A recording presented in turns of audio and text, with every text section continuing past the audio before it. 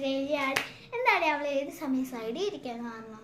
അവൾക്കൊരു പ്രോബ്ലം ഉണ്ട്, അതുകൊണ്ടാണ് അവൾ സൈഡിൽ ഇരിക്കണേ. എന്നുവെച്ചാൽ അതൊരു വലിയ പ്രോബ്ലം, നമുക്കൊന്നും വരില്ലാത്ത ടൈപ്പ്. ഓ, നീ എന്താ അവളുടെ പ്ലേസിൽ ഇരിക്കണേ? അന്നുവിൻ്റെ അത് കുഴപ്പമൊന്നുമില്ലല്ലോ. അവള് മിഡിലായിരിക്കുന്നത്. എടി അവൾക്ക് പ്രോബ്ലം കൂടൂട്ടോ എന്നാ പിന്നെ. ഏയ്, ഞാൻ ഇതിലൊന്നും ഇടപെടാൻ വരുന്നില്ലേ, ഞാൻ പോകുന്നു.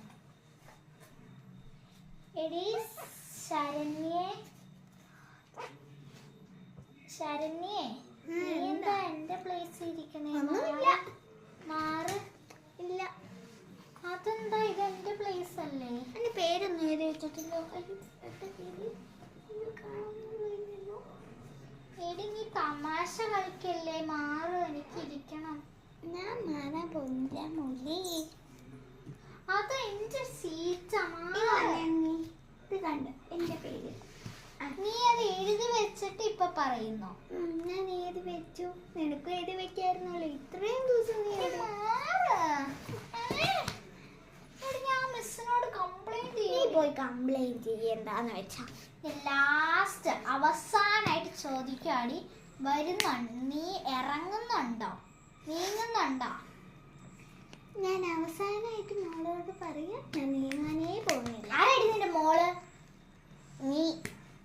ഞാനേ നിന്നേക്കാളും മൂക്കാ, നിനക്കറിയാവോ? നോക്കട്ടെ.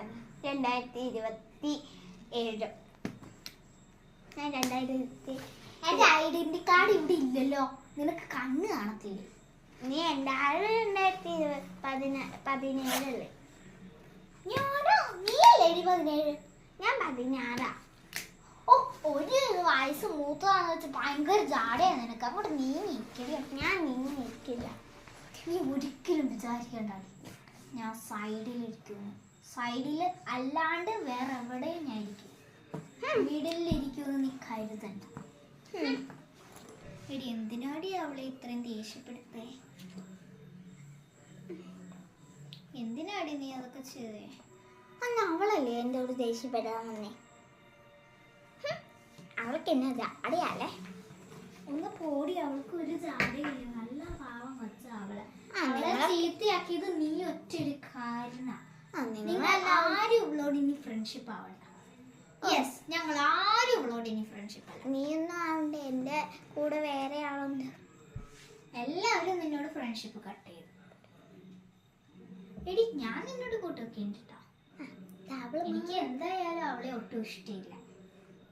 അവൾക്ക് ഇങ്ങനെ നല്ല ബോധമുള്ള